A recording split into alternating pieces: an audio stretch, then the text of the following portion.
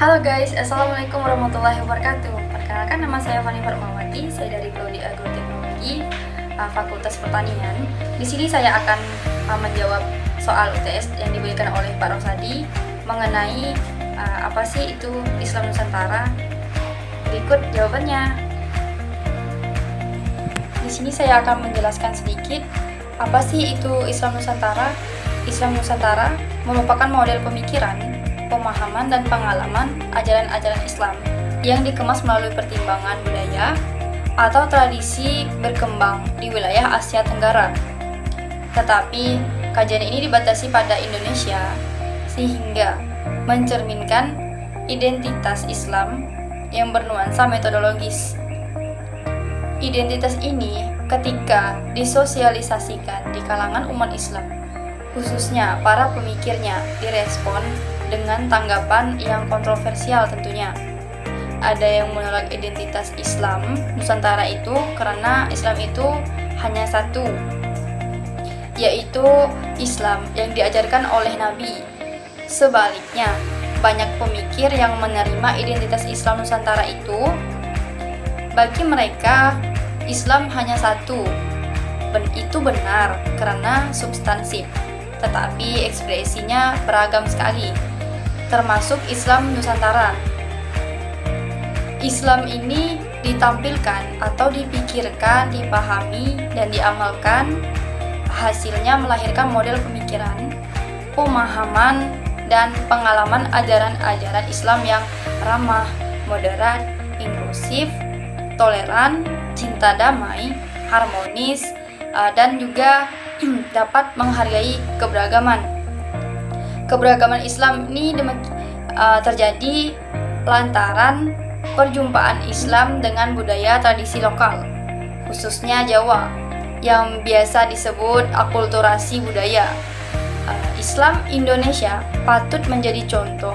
Caranya demikian. Model Islam yang serba menyejukkan ini perlu dipublikasikan secara internasional tentunya, dan diharapkan mampu menggugurkan persepsi dunia bahwa Islam itu penuh kekerasan, dipengaruhi oleh kawasan ini. Baik, poin yang kedua yaitu apa saja sih dasar-dasar dari epistemologi dan konsep dari Islam Nusantara itu. Perlu kita ketahui yang pertama, apa sih itu epistemologi? Epistemologi adalah suatu cabang ilmu filsafat yang mempelajari hakikat sesuatu pengetahuan. Kemudian secara epistemologi, Islam Nusantara adalah Islam yang berada di Nusantara dan memiliki memiliki ciri khas tersendiri serta berbeda dengan Islam yang lainnya.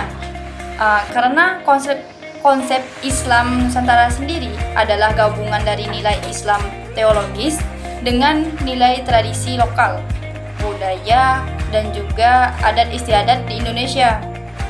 Istilah Islam Nusantara sebenarnya memang sudah dikembangkan sejak pada tahun 2015,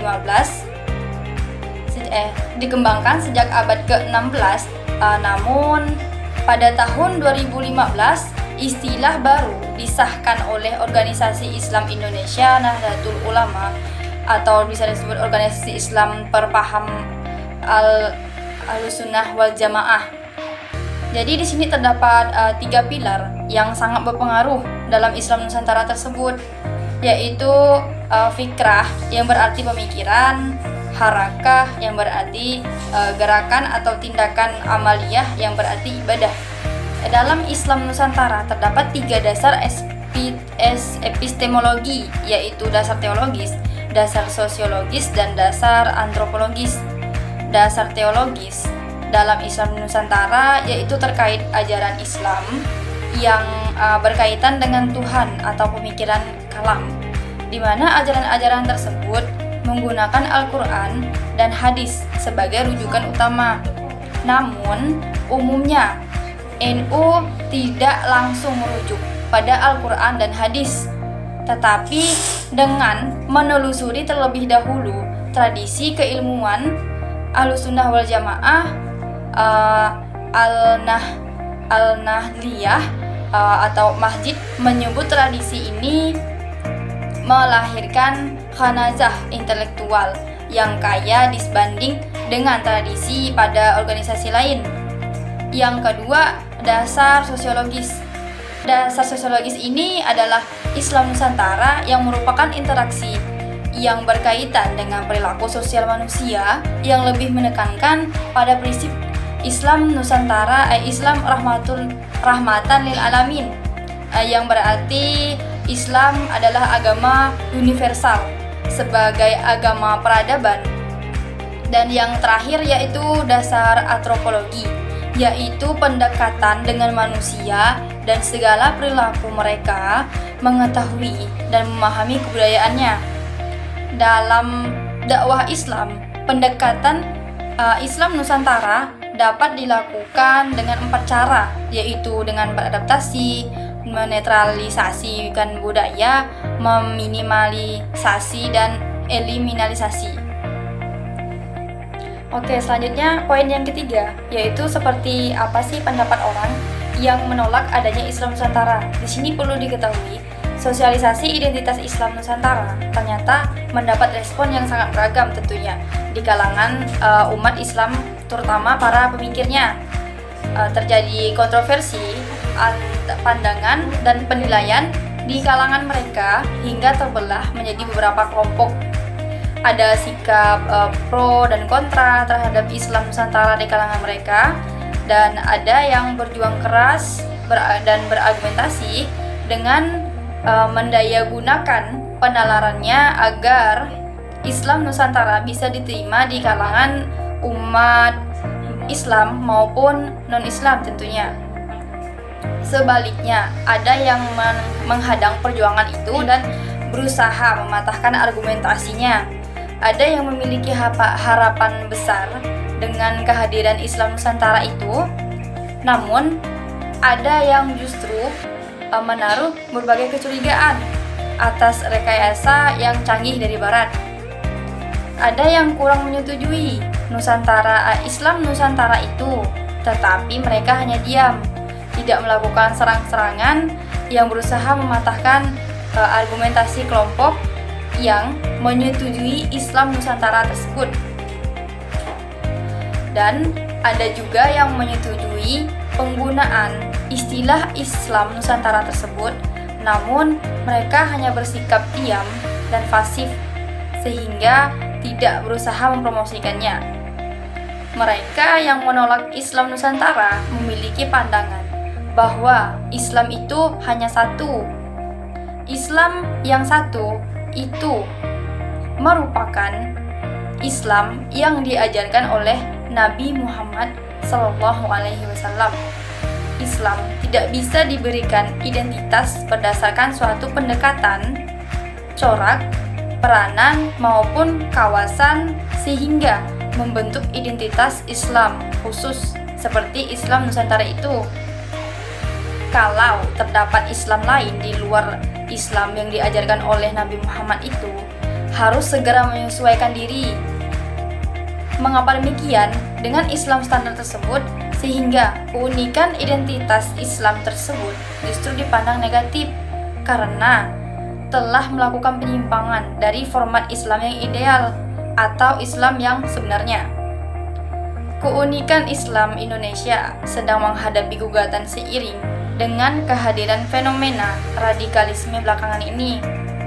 Pemahaman keagamaan mainstream umat Islam Indonesia dinilai sebagai pemahaman yang salah karena berbeda dengan Islam ideal, Islam yang dicontohkan oleh salaf al-soleh. Keunikan ekspresi keislaman masyarakat Indonesia dicerca sebagai jahiliyah modern yang menyimpang dari Islam yang benar, otentik, dan asli. Otentitas Islam hilang ketika bercampur dengan unsur luar, termasuk unsur dari Islam Nusantara tersebut. Oke, baik. Poin yang terakhir yaitu masyarakat Kalbar menganut beragam agama. Apakah Islam Nusantara bisa menciptakan semangat toleransi antar pemeluk agama? Kemukakan pendapat Anda. Di sini kita perlu mengetahui apa sih itu toleransi. dalam konteks toleransi antar umat beragama, Islam memiliki konsep yang sangat jelas. Tidak ada paksaan dalam agama. Bagi kalian agama kalian dan bagi kami adalah agama kami. Sebagai contoh populer dari toleransi dalam Islam. Fakta-fakta historis itu menunjukkan bahwa masalah toleransi dalam Islam bukanlah konsep asing atau gharib. Dalam Islam, toleransi bukanlah fata morgana atau bersifat semu, tapi memiliki karakter yang sangat kuat dan tempat utama. Lantas, bagaimana sih cara kita menumbuhkan rasa sikap toleransi kita terhadap antar umat beragama? Di sini perlu kita ketahui ada beberapa ya, menurut pandangan saya, yaitu yang pertama mungkin kita harus bersikap dan menghormati yang lain dengan tanpa kita memandang usia, agama, ras, dan budaya. Dan yang kedua mungkin tidak membicarakan keburukan orang lain tentunya. Kemudian kita harus bisa mendengarkan orang lain ketika berbicara tanpa memotong pembicaraannya tersebut. Dan berbicara dengan sopan santun, seperti kita menggunakan kata-kata permisi, silahkan, minta tolong, dan maaf. Dan kemudian tidak mengganggu orang lain yang sedang beribadah, dan tidak memaksakan kehendak orang lain, dan mungkin menerima orang lain yang berbeda fisik, agama, atau ras, dan lain sebagainya. Oke, sekian hasil jawaban dari saya. Terima kasih. Wallahul muwaffiq ila aqwamit thoriq. Wassalamualaikum warahmatullahi wabarakatuh. Bye bye.